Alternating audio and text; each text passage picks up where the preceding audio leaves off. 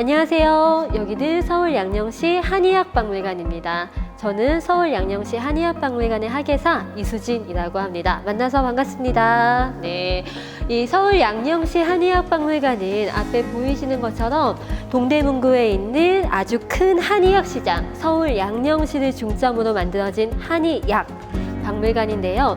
한의학의 시작은 언제로 보는지 저희 함께 박물관 보면서 설명드리겠습니다. 바로 우리나라의 역사의 시작이라고 할 수도 있는 바로 당군인데요. 당군 신화를 보게 되면은 곰과 호랑이가 100일 동안 동굴에서 먹었던 약재가 있습니다. 바로 쑥과 마늘이죠. 이 쑥과 마늘이 우리나라에서 한의학의 최초의 시작, 기록으로 남아있는 한의학 사용 기록의 처음이라고 보고 있습니다. 이러한 한국 한의학은 나중에 하나의 큰 책으로 완성이 되게 되는데요. 그 책이 바로 이번에 세계 기록문화유산으로도 등재가 됐던 바로 동의보감입니다. 동의보감은 잘 아시다시피 임진왜란 이후에 왕명을 받아서 허준등의 이게 당시 유명한 어이들이 작성을 했던 바로 책입니다. 그 외에도 박물관은 다양한 약재들이 전시가 되어 있습니다. 보시면은 저희는 약 300여 가지의 약재가 전시가 되어 있는데요. 한의학은 대부분이 식물성 약재로 이루어져 있습니다. 그래서 본초학이라고도 하는데요. 식물의 뿌리부터 줄기, 열매, 이파리까지 식물에 사용하지 않는 범위가 없을 정도로 다양한 부분을 약으로 활용하고 있습니다. 서울 양령시에 대해서 설명을 조금만 드리면은 조선시대 효종 때 약을 더 어떻게 하면은 쉽게 빠르게 서울로 옮길 수 있을까를 고민해서 지방에 곧 5개의 양령시를 세웠다라고 합니다. 서울 양령시 한의학박물관에서는 다양한 체험을 하실 수가 있는데요. 2층에는 조격 체험을 30분 정도 체험해 보실 수가 있고요.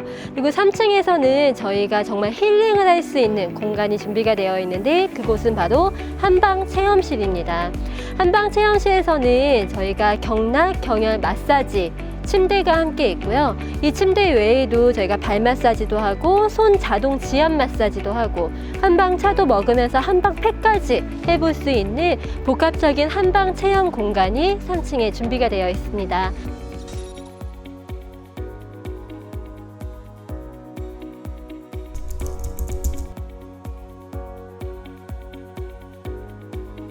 그래서 서울 양령시는 우리나라 한약재의 70%를 유통하고 있는 곳인데요.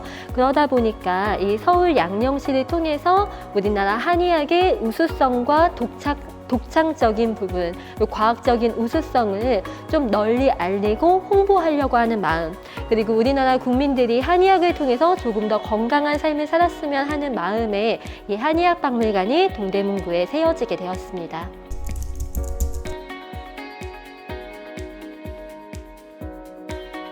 네. 학예사는 박물관에서 근무하는 사람을 학예사라고 하는데요. 보통 문화재를 발굴하고 발굴된 문화재를 가지고 와서 이제 멀쩡한지 혹시라도 망가진 데가 있으면 고치고 보존 처리를 하면서 복원하는 역할을 하기도 해요. 그리고 복원한 것을 수장고에 두고 관리하는 역할을 하기도 하고 이렇게 만들어진 문화재들을 다 모아서 주제별로 전시를 하거나 교육을 하는 역할을 하는 사람들을 박물관의 학예사 또는 학예연구사 또는 큐레이터라고 합니다.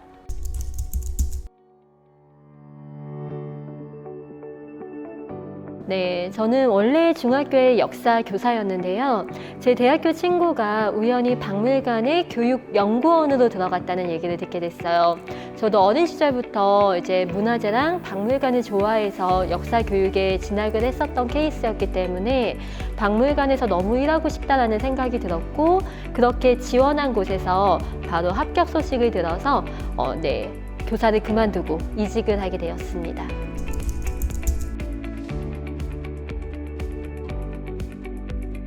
장점이라고 하면은 문화재에 이렇게 숨결을 불어넣는 역할을 하는 게 바로 학예사이기 때문에 매우 창조적인 역할을 많이 한다는 것 같아요. 내가 어떤 전시를 할지 머리로 기획을 해서 실제 그거를 공간에 구현을 할 수도 있고 다양한 사람들과 교육을 통해서 소통을 할 수도 있고 이러한 창의적인 역할을 많이 할 수 있다는 게 그리고 또한 일이 재밌다는 게 가장 큰 장점일 것 같은데요. 단점은 그만큼 일이 많다라는 거예요. 그래서 야근도 많이 하게, 열심히 하면 할수록 야근도 조금 많이 하게 될 수도 있고, 뭐 집에 못 가고 밤늦게까지 막 전시를 하거나 이런 일들도 간혹 있다는 게 굳이 단점이라면 단점일 수도 있는 것 같습니다.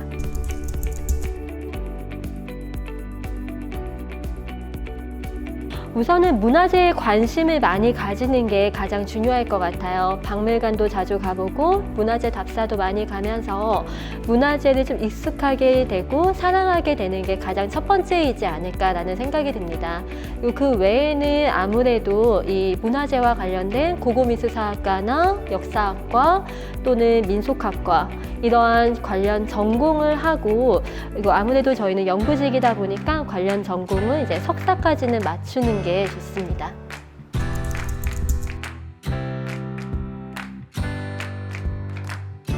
저희가 4차 산업혁명이 일어나면서 이제 기계가 사람을 대체할 수 없는 것은 바로 사람의 창의성이지 않을까라는 생각이 들어요.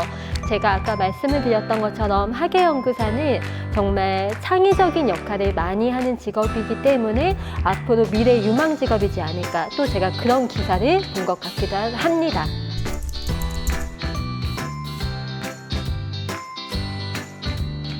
박물관 학예연구사는 창조자다 또는 가교의 역할을 하는 사람이다 라고 할 수가 있는데요. 문화재를 새롭게 어떻게 하면 이걸 가지고 사람들에게 보여줄 수 있을까를 연구하고 창조하는 역할을 하기도 하지만, 또 이게 관람객들이 이 문화재를 보고 또 다른 감동을 느낄 수 있도록 그 다리 역할을 하는 게 또 학예사라고 생각을 합니다.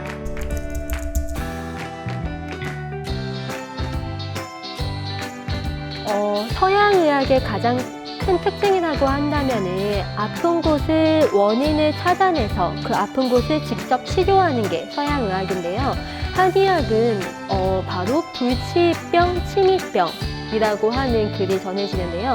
불치병, 이미 병이 된 것을 치료하려고 하지 말고 침이병, 병이 되기 전에 잘 예방을 해야 된다라는 글입니다.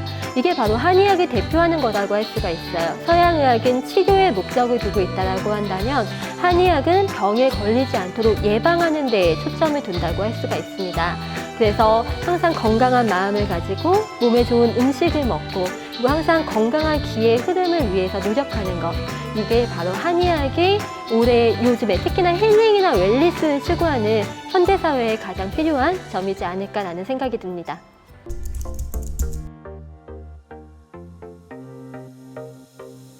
네, 저도 어렸을 때부터 꿈이 누군가를 가르치는 걸 좋아해서 항상 교사만을 꿈꿨었는데, 막상 성인이 되고 나니까 더 다양한 직업들이 많이 있더라고요. 근데 제가 직업을 선택하면서 가장 첫 번째로 선택을 하는 거는 내가 이 일을 얼마나 즐겁게 할 수 있느냐였던 것 같아요. 그렇기 때문에 아무리 일이 힘들어도 그 즐거움을 위해서 이 일을 계속해서 할 수가 있습니다. 진로를 선택하는 데 있어서는 다양한 가치들이 있겠지만 그 중에서 무엇보다 간과하지 말아야 할 것은 바로 이 일이 얼마나 나에게 즐거운 일인지, 또 그걸 한 번 더 생각해 보면 어떨까라는 생각을 합니다.